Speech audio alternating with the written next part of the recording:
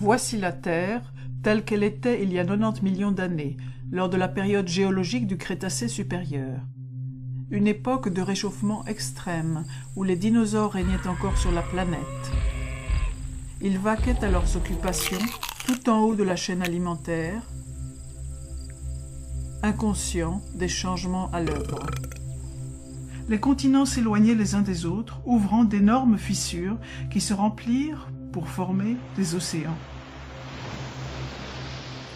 Les algues prospérèrent sous la chaleur extrême, empoisonnant le milieu marin.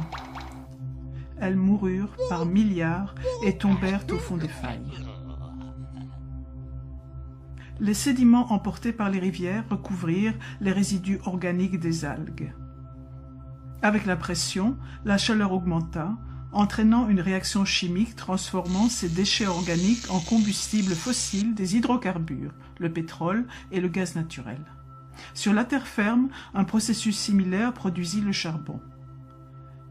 La nature a mis environ 5 millions d'années pour créer les combustibles fossiles consommés en un an. Notre mode de vie moderne dépend de cette ressource fossile qu'un nombre surprenant de personnes imaginent inépuisable. Depuis 1860, plus de 2000 milliards de barils de pétrole ont été découverts. Depuis, nous en avons consommé environ la moitié. Avant d'extraire le pétrole du sol, il faut le découvrir. Au départ, c'était facile et peu coûteux à extraire. Découvert en 1900, Spindletop fut le premier grand champ pétrolier états-unien. Beaucoup d'autres suivirent. Puis, les géologues parcoururent les États-Unis et découvrirent d'énormes quantités de pétrole, de gaz et de charbon. Les États-Unis extrayaient plus de pétrole que tout autre pays, leur permettant de devenir une superpuissance industrielle. Une fois qu'un puits de pétrole commence à produire, son déclin est inéluctable. Chaque puits individuel a un débit de production propre. La production cumulée d'un grand nombre de puits prend la forme d'une courbe en cloche. En général, un pays atteint son pic de production 40 ans après son pic de découverte, pour entrer ensuite dans une phase de déclin définitive. Dans les années 1950, Marion King Hubbert, un géophysicien employé de Shell, prédit que la production de pétrole états-unienne atteindrait un maximum en 1970, 40 ans après le pic des découvertes. Peu l'ont cru. Cependant, en 1970, la production états-unienne atteignit son pic pour ensuite décroître constamment. Hubbert avait vu juste. À partir de ce moment, les États-Unis ont été de plus en plus dépendants de l'importation de pétrole. Cela les a rendus vulnérables aux ruptures d'approvisionnement et a contribué aux crises économiques résultant des chocs pétroliers de 1973 et de 1979. 1930 est l'année du pic des découvertes de pétrole aux USA. Ensuite, malgré les avancées technologiques, les découvertes se raréfièrent cruellement. Le champ découvert récemment dans la réserve naturelle Anower en Alaska ne fournirait au mieux que 17 mois de consommation. Même le champ Jack II du golfe du Mexique ne fournirait que quelques mois de la demande états-unienne. Aucun de ces gros gisements ne peut satisfaire les besoins états-uniens. Il devient évident que la production a atteint son pic ou en est tout près. Au niveau mondial, les découvertes atteignirent un pic dans les années 1960. Plus de 40 ans plus tard, la chute des découvertes de nouveaux champs semble inexorable. 54 des 65 pays grands producteurs ont déjà atteint leur pic de production. La plupart des autres vont suivre dans un avenir proche. Tous les 3 ans, il faudrait mettre en production l'équivalent d'une nouvelle Arabie saoudite pour pallier l'épuisement des champs existants.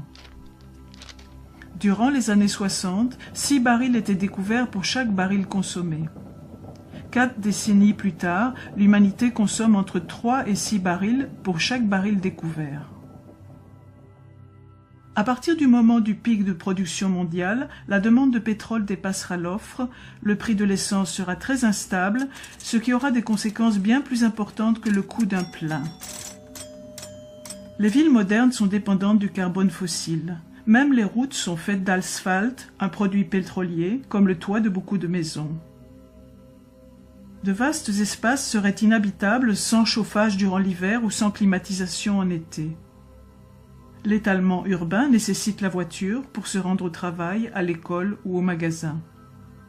Les villes sont divisées en zones résidentielles et commerciales éloignées les unes des autres, forçant les habitants à se déplacer en voiture. La banlieue et de nombreux habitats ont été conçus sur base du pétrole et de l'énergie abondante.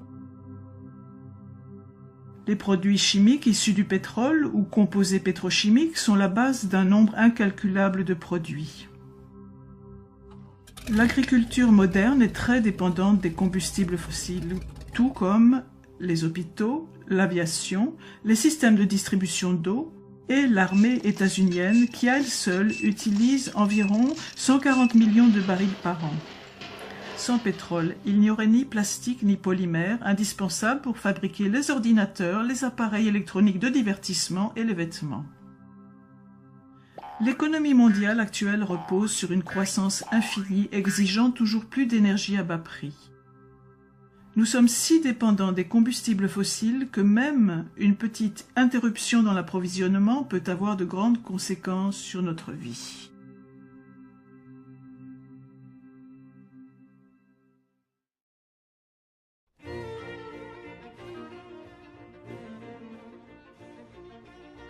L'énergie est ce qui permet d'effectuer un travail. L'États-Unien moyen dispose de l'équivalent énergétique de 150 esclaves travaillant 24 heures sur 24. Les matières qui contiennent cette énergie sont appelées carburants. Certains carburants contiennent plus d'énergie que d'autres, une propriété appelée la densité d'énergie. Parmi ces carburants, le pétrole est crucial. Le monde consomme 30 milliards de barils par an, soit 4 km3 de pétrole dont le contenu énergétique correspond à ce que généreraient 150 réacteurs nucléaires d'1 gigawatt électrique fonctionnant pendant 50 ans. Le pétrole ne génère que 1,6% de l'électricité états-unienne, mais il fournit 96% de l'énergie de tout le transport. En 2008, les 2/3 du pétrole états-unien étaient importés, principalement du Canada, du Mexique, d'Arabie Saoudite, du Venezuela, du Nigeria, d'Irak et d'Angola. Le pétrole a des propriétés uniques.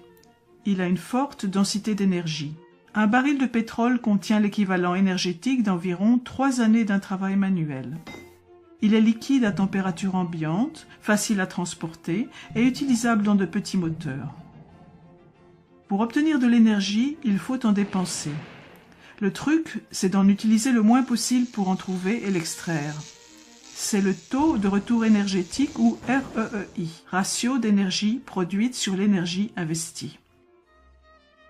Le pétrole conventionnel est un bon exemple. Le pétrole de bonne qualité et facile à extraire a été pompé en premier. Les pétroliers utilisaient l'équivalent énergétique d'un baril de pétrole pour en trouver et en extraire 100. Le REEI était de 100. Après avoir pompé le pétrole facile d'accès, on a commencé à prospecter en haute mer et dans des pays lointains, ce qui requiert une dépense d'énergie plus importante. Souvent, le brut découvert aujourd'hui est lourd et sulfureux et est coûteux à raffiner. Aujourd'hui, le REEI du brut n'est que de 10. Utiliser une quantité donnée d'énergie pour obtenir un combustible qui en compte moins est sans intérêt. On peut convertir une source d'énergie en une autre. En procédant ainsi, on perd une part de l'énergie contenue dans le combustible initial. Par exemple, les pétroles non conventionnels, les sables bitumineux et le pétrole de schiste. On trouve principalement les sables bitumineux au Canada. Les 2/3 des schistes du monde sont aux USA. Ces deux carburants peuvent être transformés en pétrole de synthèse. Toutefois, ce procédé requiert beaucoup de chaleur et d'eau douce, réduisant leur REEI, qui varie de 5 à aussi peu que 1,5. Le pétrole de schiste est un carburant très pauvre qui, à poids égal, contient environ 1/3 de l'énergie des céréales d'un petit déjeuner. Le charbon est abondant et génère presque la moitié de l'électricité de la planète. Nous brûlons 8 km3 de charbon par an Toutefois, la production mondiale pourrait atteindre un pic avant 2040. Dire que les États-Unis disposent de siècles de charbon est fallacieux, car c'est ignorer la hausse de la demande et la baisse de qualité. L'essentiel de l'anthracite, le meilleur des charbons, a disparu. Reste le charbon de moins de qualité, moins dense énergétiquement. Il n'y a plus de charbon en surface, d'où une production difficile, les mineurs devant creuser plus profond et dans des endroits moins accessibles. Ils détruisent aussi le sommet des montagnes pour atteindre le charbon, provoquant un désastre environnemental. On trouve souvent du gaz naturel près du pétrole et du charbon. Les découvertes de gaz états-uniens ont atteint un pic dans les années 50 et le pic de production a eu lieu au début des années 70. Si on avance de 23 ans la courbe des découvertes, l'avenir de la production du gaz naturel conventionnel états-unien apparaît clairement. Des techniques nouvelles ont permis l'extraction de gaz non conventionnels comme le gaz de schiste, ce qui pourrait postposer le pic de production. Le gaz non conventionnel est mis en cause pour son exploitation très polluante, son REEI insuffisant et son prix élevé. Même avec le gaz non conventionnel, le pic de production mondiale de gaz devrait avoir lieu avant 2030. Il y a encore des réserves importantes d'uranium pour le nucléaire. Remplacer les 10 TWh actuellement générés par les combustibles fossiles nécessiterait plus de 10 000 réacteurs nucléaires. Dans ce cas, les réserves connues d'uranium ne dureraient que 10 à 20 ans. Les réacteurs surgénérateurs à base de plutonium en France et au Japon ont été des échecs retentissants. La fusion nucléaire bute sur des obstacles techniques colossaux. Puis il y a les énergies renouvelables. L'éolien a un bon REEI, mais il est intermittent. L'hydroélectricité est fiable, mais il ne reste plus guère de sites propices pour construire des barrages. Les centrales géothermiques courantes utilisent des sources de chaleur proches de la surface terrestre. Ces sources sont relativement éparses. Dans le système expérimental de géothermie EGS, 2 puits sont creusés à très grande profondeur. De l'eau est injectée dans un des puits, capture la chaleur de la roche et remonte ensuite par l'autre puits à haute température. Selon un rapport récent du MIT, cette technique pourrait fournir 10% de l'électricité états-unienne en 2050. L'énergie des vagues est restreinte aux régions côtières. La densité d'énergie des vagues varie d'une région à l'autre. Transporter l'électricité produite par les vagues n'est pas simple. De plus, l'eau salée est corrosive pour les turbines. Les agrocarburants sont produits à partir de végétaux. Le bois a une faible densité énergétique et pousse lentement. L'humanité consomme 15 km3 de bois par an. Le biodiesel et l'éthanol proviennent d'une agriculture dépendante du pétrole. Le REEI de ces carburants est proche de l'unité. Certains politiciens veulent convertir du maïs en éthanol. Fournir de la sorte le 10e des besoins états-uniens en essence en 2020 demanderait 3% de la surface du pays. Produire ainsi toute l'essence états-unienne en 2020 nécessiterait qu'un tiers du territoire y soit consacré alors que la surface agricole actuelle n'occupe que 19% du sol. L'hydrogène doit être extrait du gaz naturel, du charbon ou de l'eau, ce qui demande plus d'énergie que ce qu'on en obtient de l'hydrogène. Une économie basée sur l'hydrogène est donc improbable. Les panneaux solaires de la Terre entière produisent de l'électricité comme 2 centrales au charbon. L'équivalent d'environ 2,5 tonnes de charbon sont nécessaires pour fabriquer un seul panneau solaire. Une surface de 360 000 km² de panneaux serait nécessaire pour couvrir la demande mondiale actuelle. En 2007, il y avait environ 10 km² de panneaux. Les centrales solaires thermiques ont un grand potentiel, quoique actuellement il y en ait peu en service. Elles ne conviennent qu'aux régions ensoleillées et nécessitent que de grandes quantités d'électricité soient transportées sur de longues distances. Toutes ces alternatives au pétrole dépendent de machines marchant au pétrole ou requièrent des matériaux à base de pétrole, comme les plastiques. À propos d'extraordinaires nouveaux carburants ou inventions, posez-vous ces questions. L'invention tient-elle la route du point de vue économique? Quelle est la densité énergétique du carburant? Est-il facile à stocker et distribuer? La source est-elle intermittente ou non? Est-ce utilisable à grande échelle? La mise en œuvre technique pose-t-elle des difficultés? Quel est le REEI? Quels sont les impacts environnementaux? Ne vous laissez pas impressionner par les chiffres. Par exemple, 1 milliard de barils de pétrole ne vont fournir la demande mondiale que durant 12 jours. Remplacer les combustibles fossiles serait un défi monumental. En 2007, 48,5% de l'électricité états-unienne était produite à partir de charbon, 21,6% provenait du gaz naturel, 1,6% du pétrole, 19,4% du nucléaire, 5,8% des barrages. Les autres énergies renouvelables ne représentaient que 2,5%. Peut-on remplacer un système basé sur les combustibles fossiles par un patchwork d'alternatives?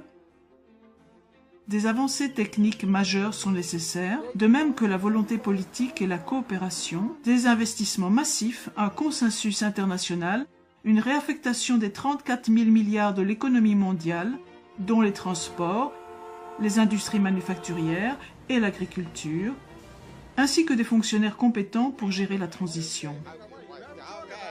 Si ces conditions sont réunies, peut-on conserver notre mode de vie actuel?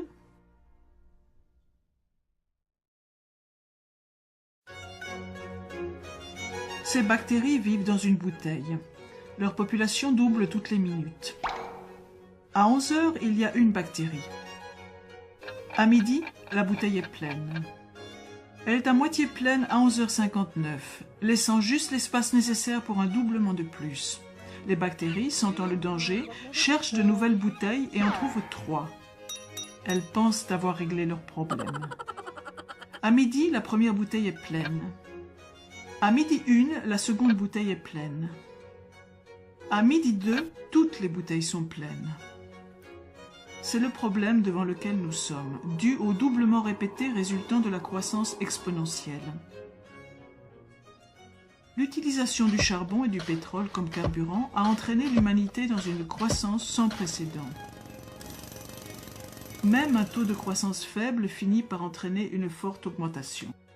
À un taux de croissance de 1%, une économie double en 70 ans. À un taux de 2%, elle double en 35 ans. À un taux de 10%, une économie double en seulement 7 ans. Si une économie croît au taux de 3%, elle double tous les 23 ans. À chaque doublement, la demande en énergie et en ressources dépasse le cumul de tous les doublements précédents.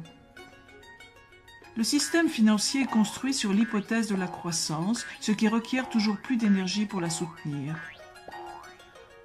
Les banques prêtent l'argent qu'elles n'ont pas et ce faisant, elles le créent.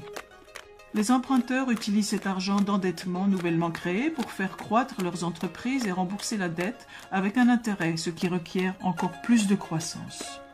En raison de ce mode de création de monnaie, l'essentiel de l'argent en circulation correspond à une dette avec des intérêts à la clé. Sans l'apport continuel de nouvelles générations d'emprunteurs pour produire de la croissance et donc payer ses dettes, l'économie mondiale s'effondrerait.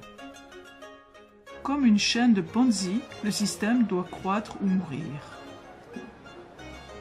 En partie à cause de ce principe de la dette, les effets de la croissance économique ont été spectaculaires sur le PIB, les barrages sur les cours d'eau, la consommation d'engrais, la population urbaine, la consommation de papier, le nombre de véhicules motorisés, les communications et le tourisme. La population mondiale a atteint les 7 milliards et devrait dépasser les 9 milliards en 2050.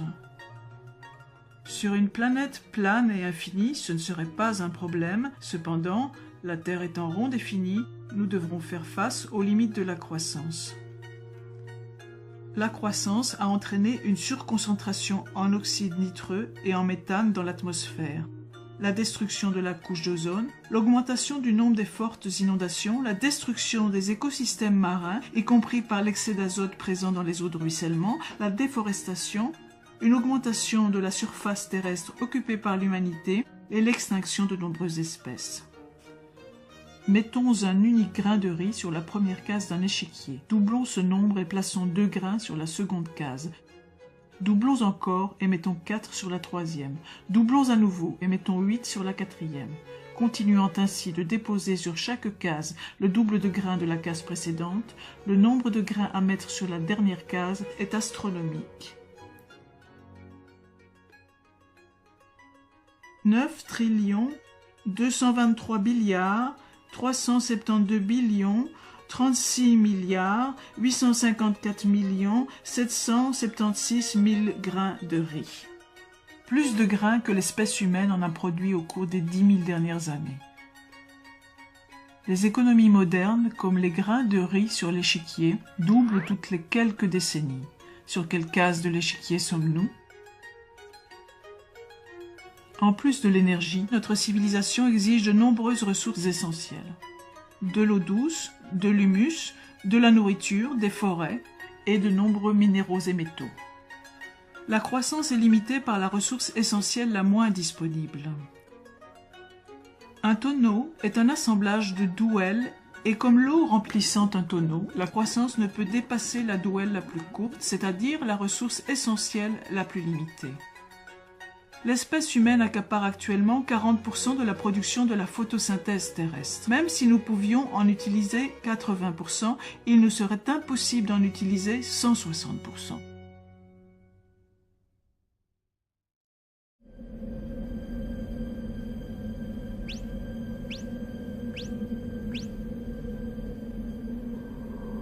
L'approvisionnement alimentaire mondial repose fortement sur les combustibles fossiles. Avant la Première Guerre mondiale, toute l'agriculture était biologique. Suite à l'invention d'engrais et de pesticides dérivés du pétrole, la production agricole à l'hectare a fortement augmenté, entraînant une augmentation de la population. L'utilisation d'engrais artificiels a nourri bien plus de personnes que ce qui aurait été possible avec l'agriculture biologique seule. Les combustibles fossiles sont nécessaires pour l'équipement des fermes, le transport, la réfrigération, l'emballage en plastique et la cuisson. L'agriculture moderne utilise la terre pour transformer des combustibles fossiles en nourriture et la nourriture en population. Environ 7 calories de combustibles fossiles sont utilisées pour produire 1 calorie alimentaire. Aux États-Unis, la nourriture parcourt environ 2500 km de la ferme au consommateur. En plus de la déplétion des carburants fossiles, d'autres menaces pèsent sur le système actuel de production alimentaire. Une énergie peu coûteuse, de meilleures techniques et les subventions ont entraîné une importante surpêche. Les prélèvements mondiaux de poissons ont atteint un pic à la fin des années 1980, forçant les pêcheurs à pêcher en eau profonde. L'excès d'azote des engrais fabriqués à partir de combustibles fossiles a empoisonné rivières et mers, créant ainsi d'énormes zones mortes. À ce rythme, toutes les populations de poissons devraient s'effondrer d'ici 2048. Villes et industries sont la source de pluies acides qui vident le sol de ses nutriments essentiels tels que le potassium, le calcium et le magnésium. Une autre menace est le manque d'eau. Beaucoup de fermes pompent l'eau des aquifères souterrains pour l'irrigation. Un aquifère a besoin de milliers d'années pour se remplir, mais peut être asséché en quelques décennies, tout comme les puits de pétrole. Aux États-Unis, l'aquifère géant d'Ogallala a atteint un niveau si bas que de nombreux agriculteurs ont dû revenir à une agriculture sèche, moins productive. De plus, l'irrigation et l'utilisation d'engrais peuvent entraîner la salinisation, l'accumulation de sel dans le sol. C'est une cause majeure de la désertification. Une autre menace est la perte d'humus. Il y a 200 ans, il y avait 1,8 m d'humus sur les prairies états-uniennes. Aujourd'hui, en raison du labourage et de pratiques inappropriées, environ la moitié de l'humus a disparu. L'irrigation favorise le développement de la rouille noire. Ce champignon pourrait détruire 80% des récoltes de céréales du monde. Selon Norman Borlaug, le père de la Révolution verte, la rouille noire a un immense potentiel de destruction sociale. L'utilisation d'agrocarburants signifie que moins de terres seront disponibles pour l'agriculture nourricière. toute surface a une capacité de charge limitée. C'est le nombre d'animaux et d'êtres humains qui peuvent y vivre indéfiniment. Si une espèce dépasse la capacité de charge de cette surface, son nombre d'individus diminuera jusqu'à revenir sous les limites naturelles. L'espèce humaine a écarté cet obstacle en exploitant de nouvelles terres et en augmentant la production à l'hectare, principalement grâce au pétrole. Poursuivre la croissance nécessite plus de ressources que ce que la Terre peut fournir, mais aucune nouvelle planète n'est disponible. En plus de tous ces défis, d'ici 2050, la production alimentaire doit doubler pour nourrir une population mondiale croissante. 1 milliard de personnes sont déjà sous-alimentées. À l'avenir, avec une production de pétrole et de gaz naturel en déclin, nourrir 9 milliards de personnes sera une gageure.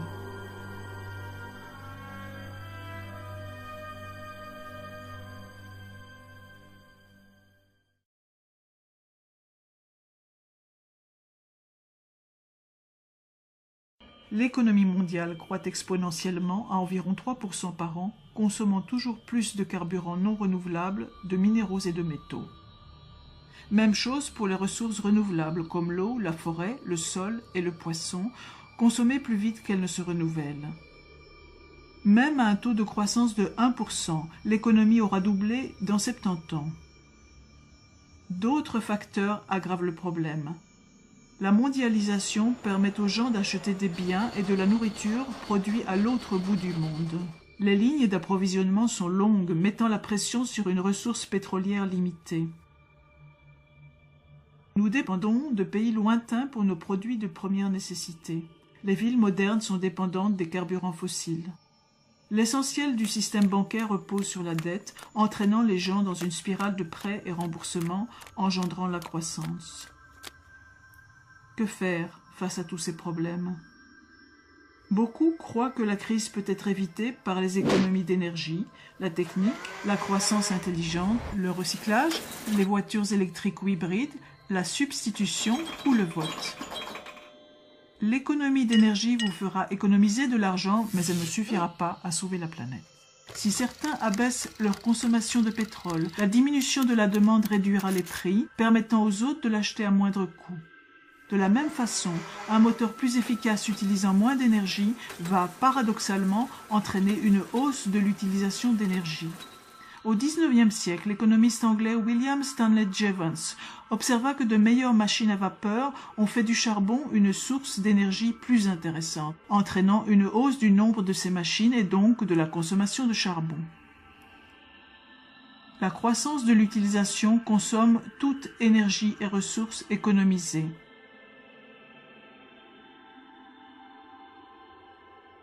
Beaucoup croient que les scientifiques vont résoudre ces problèmes via de nouvelles techniques. Toutefois, la technique n'est pas de l'énergie. La technique peut transformer de l'énergie en travail, mais ne peut pas la remplacer. Elle aussi consomme des ressources. Par exemple, fabriquer un ordinateur nécessite le 10e de l'énergie requise pour fabriquer une voiture. Les technologies de pointe peuvent aggraver la situation, car beaucoup nécessitent des métaux rares, dont on voit aussi la fin du stock. Par exemple, 97% des terres rares de la planète sont extraites en Chine, la plupart d'une seule mine de Mongolie intérieure. Ces métaux sont utilisés dans les pots catalytiques, les moteurs d'avion, les aimants performants et les disques durs, les batteries pour voitures hybrides, les lasers, les générateurs de rayons X portables, la protection des rayonnements nucléaires, les disques compacts, les moteurs de véhicules hybrides, les lampes à basse énergie, les fibres optiques et les écrans plats. La Chine envisage de restreindre l'exportation de ces minéraux en raison de la hausse de la demande. Le soi-disant développement durable est une illusion car il fait aussi appel, de façon toujours croissante, aux métaux et minéraux non renouvelables, y compris aux terres rares. Le recyclage ne réglera pas le problème car il demande de l'énergie et le processus n'est pas efficace à 100%. On ne peut récupérer qu'une fraction des matières recyclées. Une grande partie est perdue à jamais comme déchet. Les voitures électriques nécessitent de l'électricité. Comme la plus grande part de l'électricité est générée à partir de combustibles fossiles, ce n'est pas une solution. En plus, la fabrication de toute voiture consomme du pétrole. Chaque pneu nécessite à peu près 25 litres de pétrole. En 2010, il y avait environ 800 millions de voitures dans le monde. Au rythme actuel de croissance, ce chiffre devrait atteindre 2 milliards en 2025. Il est peu probable que la planète puisse supporter autant de véhicules, quelle que soit leur source d'énergie. Beaucoup d'économistes croient que le marché libre va substituer une source d'énergie à une autre grâce à l'innovation technique. Toutefois, les principaux substituts du pétrole n'échappent pas aux limites. De plus, passer d'une source d'énergie à une autre nécessite du temps. Le rapport Hirsch du département américain à l'énergie estime qu'il faut au moins 2 décennies pour se préparer aux effets du pic pétrolier. Les problèmes du manque d'énergie, de l'épuisement des ressources, de la perte de l'humus et de la pollution sont tous des symptômes d'un unique problème plus fondamental, la croissance. Tant que notre système économique demandera une croissance infinie, aucune réforme ne sera possible. Dans ce cas, de quoi le futur sera-t-il fait? Les optimistes croient que la croissance durera indéfiniment, sans limite. Les pessimistes pensent que nous allons vers un nouvel âge de pierre ou vers l'extinction. La vérité est peut-être entre ces deux extrêmes. Il est possible que notre société retourne à un état plus simple, dans lequel la consommation énergétique serait bien moindre. Cela signifie un autre mode de vie pour beaucoup, plus de travail manuel, de travail agricole et de production locale de biens, de nourriture et de services. Comment se préparer à un tel futur éventuel? Attendez-vous à moins de nourriture et de biens venant de loin? Redécouvrez la marche et le vélo? Habituez-vous à utiliser moins d'électricité? Débarrassez-vous de vos dettes? Évitez les banques? Court-circuitez la grande distribution? Soutenez les entreprises locales? Achetez vos aliments directement aux paysans locaux. Pourquoi ne pas remplacer votre pelouse par un potager? Apprenez à conserver vos aliments. Envisagez l'utilisation de monnaie locale au cas où le système économique s'écroulerait et développez une plus grande autosuffisance. Ces mesures ne permettront pas d'éviter un effondrement, mais elles amélioreront nos chances dans un futur où l'énergie sera comptée, où nous devrons être plus autonomes, tout comme nos ancêtres l'étaient.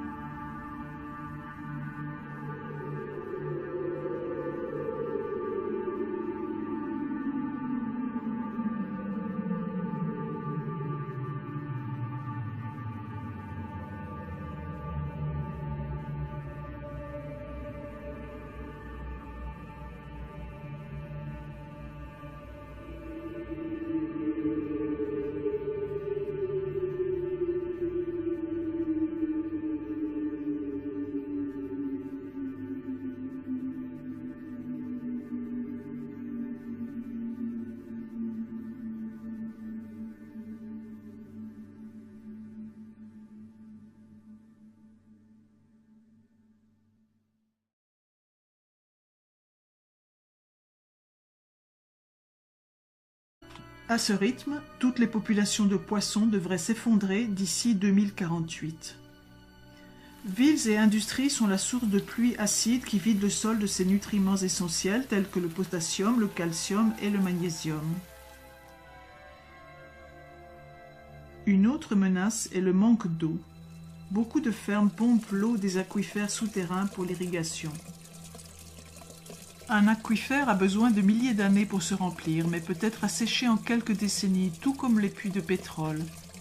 Aux États-Unis, l'aquifère géant d'Ogallala a atteint un niveau si bas que de nombreux agriculteurs ont dû revenir à une agriculture sèche, moins productive. De plus, l'irrigation et l'utilisation d'engrais peuvent entraîner la salinisation, l'accumulation de sel dans le sol. C'est une cause majeure de la désertification. Une autre menace est la perte d'humus. Il y a 200 ans, il y avait 1,8 m d'humus sur les prairies états-uniennes. Aujourd'hui, en raison du labourage et de pratiques inappropriées, environ la moitié de l'humus a disparu. L'irrigation favorise le développement de la rouille noire. Ce champignon pourrait détruire 80% des récoltes de céréales du monde. Selon Norman Borlaug, le père de la Révolution verte, la rouille noire a un immense potentiel de destruction sociale. L'utilisation d'agrocarburants signifie que moins de terres seront disponibles pour l'agriculture nourricière. Toute surface a une capacité de charge limitée. C'est le nombre d'animaux et d'êtres humains qui peuvent y vivre indéfiniment. Si une espèce dépasse la capacité de charge de cette surface, son nombre d'individus diminuera jusqu'à revenir sous les limites naturelles. L'espèce humaine a écarté cet obstacle en exploitant de nouvelles terres et en augmentant la production à l'hectare, principalement grâce au pétrole. Poursuivre la croissance nécessite plus de ressources que ce que la Terre peut fournir, mais aucune nouvelle planète n'est disponible. En plus de tous ces défis, d'ici 2050, la production alimentaire doit doubler pour nourrir une population mondiale croissante. 1 milliard de personnes sont déjà sous-alimentées. À l'avenir, avec une production de pétrole et de gaz naturel en déclin, nourrir 9 milliards de personnes sera une gageure.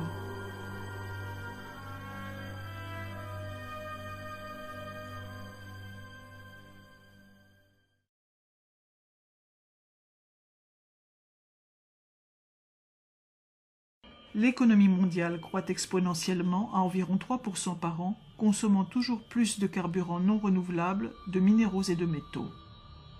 Même chose pour les ressources renouvelables comme l'eau, la forêt, le sol et le poisson.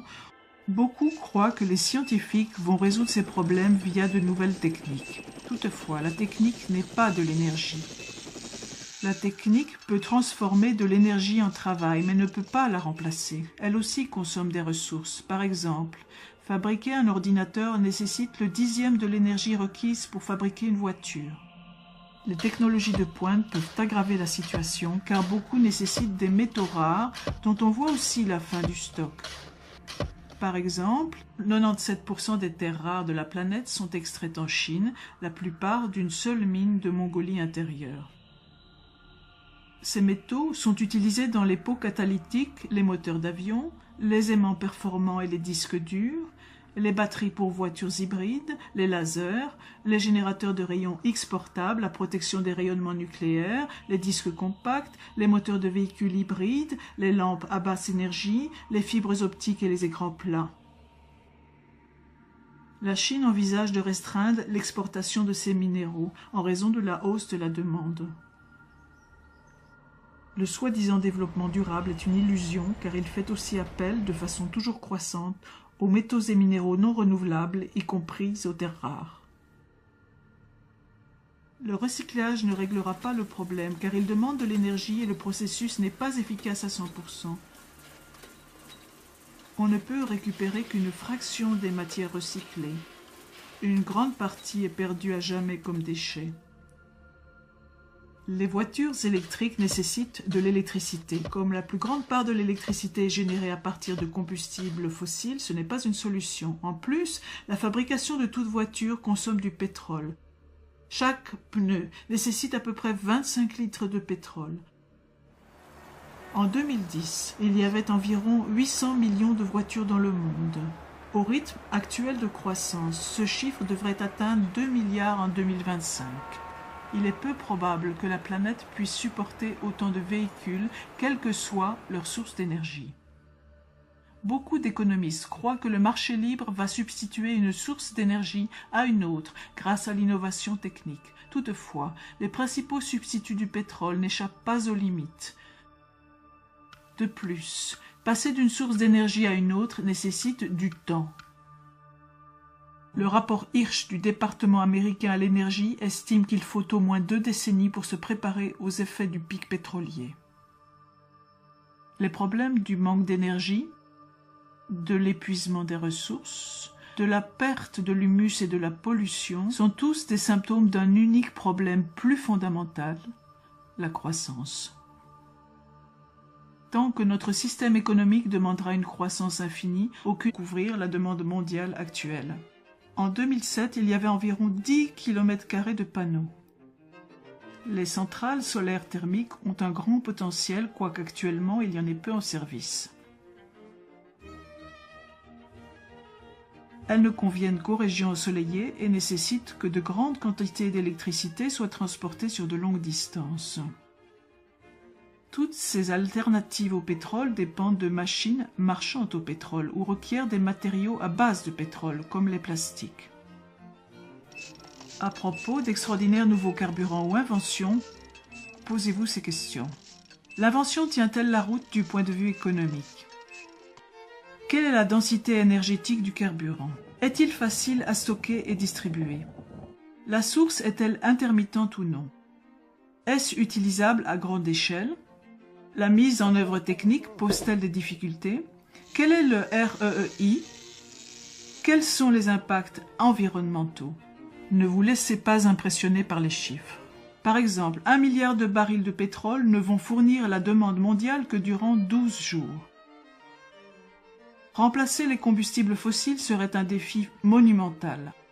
En 2007, 48,5% de l'électricité états-unienne était produite à partir de charbon, 21,6% provenait du gaz naturel, 1,6% du pétrole, 19,4% du nucléaire, 5,8% des barrages.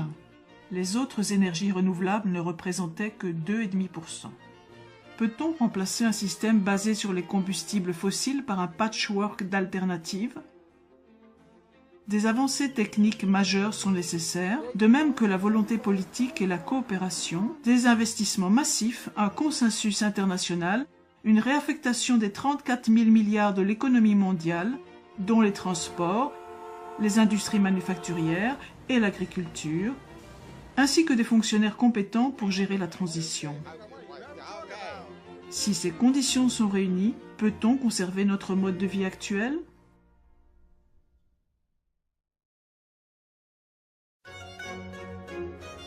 Ces bactéries vivent dans une bouteille. Leur population double toutes les minutes. À 11 heures, il y a une bactérie.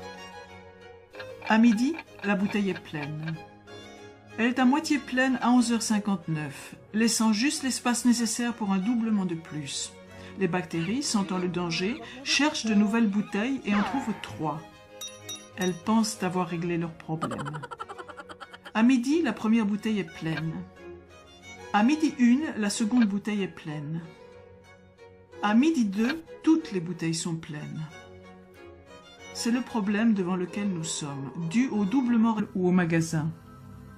Les villes sont divisées en zones résidentielles et commerciales éloignées les unes des autres, forçant les habitants à se déplacer en voiture. La banlieue et de nombreux habitats ont été conçus sur base du pétrole et de l'énergie abondante. Les produits chimiques issus du pétrole ou composés pétrochimiques sont la base d'un nombre incalculable de produits. L'agriculture moderne est très dépendante des combustibles fossiles, tout comme les hôpitaux, l'aviation, les systèmes de distribution d'eau et l'armée états-unienne qui à elle seule utilise environ 140 millions de barils par an. Sans pétrole, il n'y aurait ni plastique ni polymère, indispensables pour fabriquer les ordinateurs, les appareils électroniques de divertissement et les vêtements. L'économie mondiale actuelle repose sur une croissance infinie exigeant toujours plus d'énergie à bas prix. Nous sommes si dépendants des combustibles fossiles que même une petite interruption dans l'approvisionnement peut avoir de grandes conséquences sur notre vie.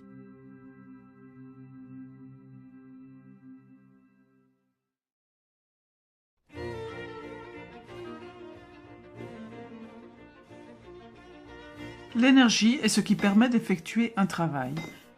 L'États-Unien moyen dispose de l'équivalent énergétique de 150 esclaves travaillant 24 heures sur 24. Les matières qui contiennent cette énergie sont appelées carburants. Certains carburants contiennent plus d'énergie que d'autres, une propriété appelée la densité d'énergie. Parmi ces carburants, le pétrole est crucial. Le monde consomme 30 milliards de barils par an, soit 4 km3 de pétrole dont le contenu énergétique correspond à ce que généreraient 150 réacteurs nucléaires d'1 gigawatt électrique fonctionnant pendant 50 ans. Le pétrole ne génère que 1,6% de l'électricité états-unienne, mais il fournit 96% de l'énergie de tout le transport. En 2008, les 2/3 du pétrole états-unien étaient importés, principalement du Canada, du Mexique, d'Arabie Saoudite, du Venezuela, du Nigeria, d'Irak et d'Angola. Le pétrole a des propriétés uniques. Il a une forte densité d'énergie. Un baril de pétrole contient l'équivalent énergétique d'environ 3 années d'un travail manuel. Il est liquide à température ambiante, facile à transporter et utilisable dans de petits moteurs. Pour obtenir de l'énergie, il faut en dépenser. Le truc, c'est d'en utiliser le moins possible pour en trouver et l'extraire. C'est le taux de retour énergétique ou REEI, ratio d'énergie produite sur l'énergie investie. Le pétrole concourt d'un plein. Les villes modernes sont dépendantes du carbone fossile. Même les routes sont faites d'asphalte, un produit pétrolier, comme le toit de beaucoup de maisons. De vastes espaces seraient inhabitables sans chauffage durant l'hiver ou sans climatisation en été. L'étalement urbain nécessite la voiture pour se rendre au travail, à l'école ou au magasin. Les villes sont divisées en zones résidentielles et commerciales éloignées les unes des autres, forçant les habitants à se déplacer en voiture. La banlieue et de nombreux habitats ont été conçus sur base du pétrole et de l'énergie abondante. Les produits chimiques issus du pétrole ou composés pétrochimiques sont la base d'un nombre incalculable de produits. L'agriculture moderne est très dépendante des combustibles fossiles, tout comme les hôpitaux, l'aviation, les systèmes de distribution d'eau et l'armée états-unienne qui à elle seule utilise environ 140 millions de barils par an. Sans pétrole, il n'y aurait ni plastique ni polymère indispensables pour fabriquer les ordinateurs, les appareils électroniques de divertissement et les vêtements. L'économie mondiale actuelle repose sur une croissance infinie exigeant toujours plus d'énergie à bas prix. Nous sommes si dépendants des combustibles fossiles que même une petite interruption dans l'approvisionnement peut avoir de grandes conséquences sur notre vie.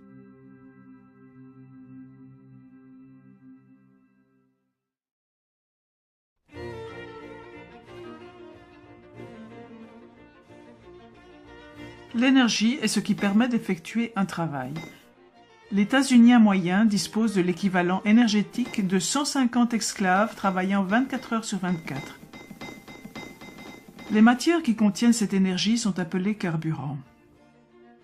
Certains carburants contiennent plus d'énergie que d'autres, une propriété appelée la densité d'énergie.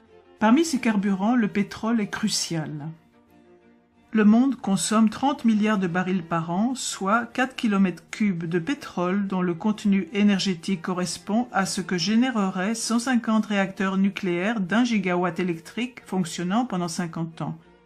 Le pétrole ne génère que 1,6% de l'électricité états-unienne, mais il fournit 96% de l'énergie de tout le transport.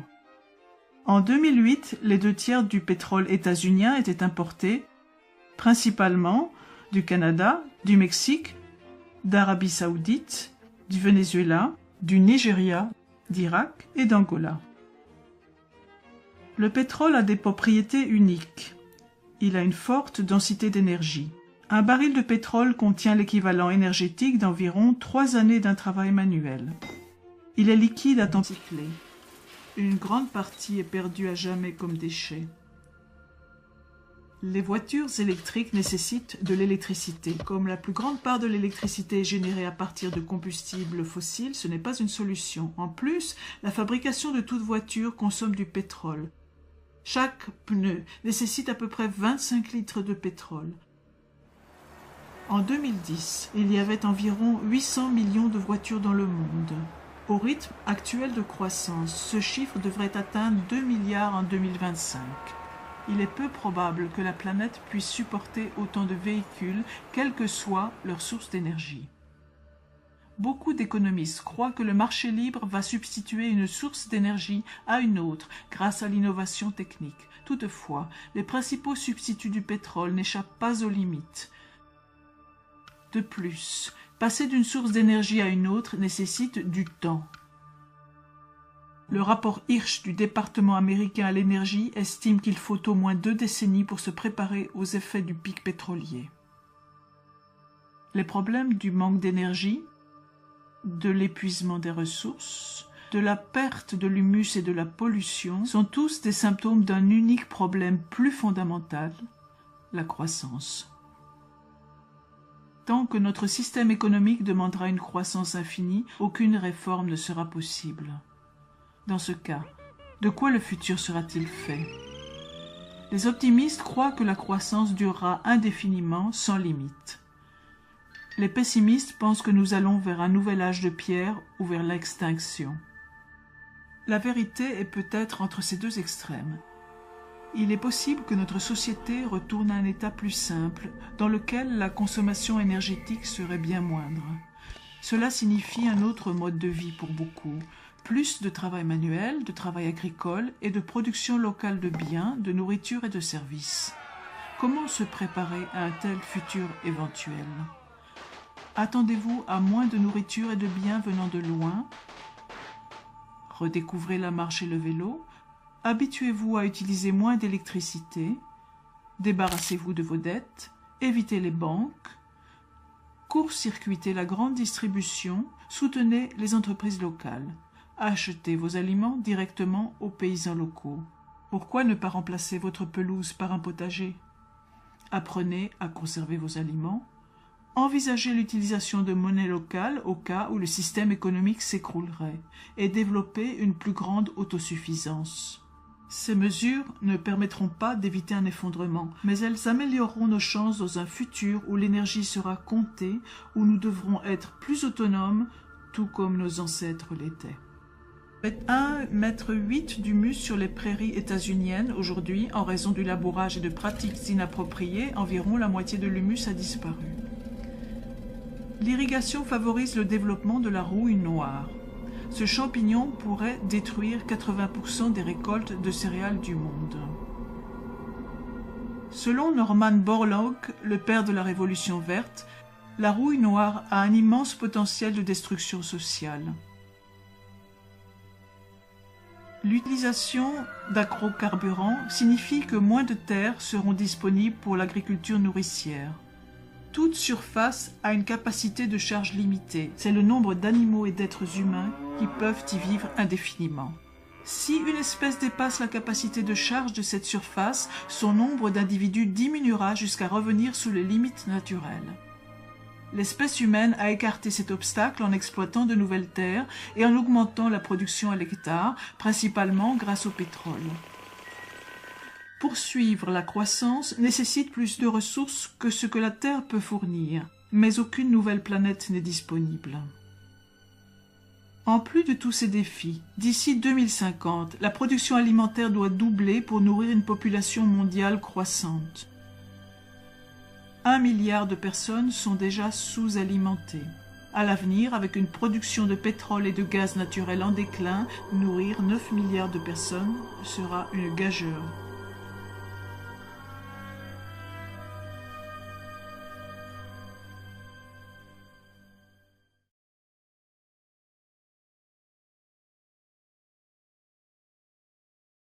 L'économie mondiale croît exponentiellement à environ 3% par an, consommant toujours plus de carburants non renouvelables, de minéraux et de métaux. Même chose pour les ressources renouvelables comme l'eau, la forêt, le sol et le poisson, consommées plus vite qu'elles ne se renouvellent. Même à un taux de croissance de 1%, l'économie aura doublé dans 70 ans. D'autres facteurs aggravent le problème. La mondialisation permet aux gens d'acheter des biens et de la nourriture produits à l'autre bout du monde. Les lignes d'approvisionnement sont longues, mettant la pression sur une ressource pétrolière limitée. Nous dépendons de pays lointains pour nos produits de première nécessité. Les villes modernes sont dépendantes des carburants fossiles. L'essentiel du système bancaire repose sur la dette, entraînant les gens dans une spirale de prêts et remboursements, engendrant la croissance. Que faire face à tous ces problèmes? Beaucoup croient que la crise peut être évitée par les économies d'énergie, la technique, la croissance intelligente, le recyclage, les voitures électriques ou hybrides, la substitution ou le vote, qui varie de 5 à aussi peu que 1,5. Le pétrole de schiste est un carburant très pauvre qui, à poids égal, contient environ un tiers de l'énergie des céréales d'un petit déjeuner. Le charbon est abondant et génère presque la moitié de l'électricité de la planète. Nous brûlons 8 km3 de charbon par an. Toutefois, la production mondiale pourrait atteindre un pic avant 2040. Dire que les États-Unis disposent de siècles de charbon est fallacieux, car c'est ignorer la hausse de la demande et la baisse de qualité. L'essentiel de l'anthracite, le meilleur des charbons, a disparu. Reste le charbon de moindre qualité, moins dense énergétiquement. Il n'y a plus de charbon en surface, d'où une production difficile, les mineurs devant creuser plus profond et dans des endroits moins accessibles. Ils détruisent aussi le sommet des montagnes pour atteindre le charbon, provoquant un désastre environnemental. On trouve souvent du gaz naturel près du pétrole et du charbon. Les découvertes de gaz états-uniens ont atteint un pic dans les années 50 et le pic de production a eu lieu au début des années 70. Si on avance de 23 ans la courbe des découvertes, l'avenir de la production du gaz naturel conventionnel états-unien apparaît clairement. Des techniques nouvelles ont permis l'extraction de gaz non conventionnels comme le gaz de schiste, ce qui pourrait postposer le pic de production. Le gaz non conventionnel est mis en cause pour son exploitation très polluante, son REEI insuffisant et son prix élevé. Même avec le gaz non conventionnel, le pic de production mondiale de gaz devrait avoir lieu avant 2030. Il y a encore des réserves importantes d'uranium pour le nucléaire. Remplacer les 10 TWh actuellement générés par les combustibles fossiles nécessiterait plus de 10 000 réacteurs nucléaires. Dans ce cas, les réserves connues d'uranium ne dureraient que 10 à 20 ans. Les réacteurs surgénérateurs à base de plutonium en France et au Japon ont été des échecs retentissants. La fusion nucléaire bute sur des obstacles techniques colossaux. Puis il y a les énergies renouvelables. L'éolien a un bon REEI, mais il est intermittent. L'hydroélectricité est fiable, mais il ne reste plus guère de sites propices pour construire des barrages. Les centrales géothermiques courantes utilisent des sources de chaleur proches de la surface terrestre. Ces sources sont relativement éparses.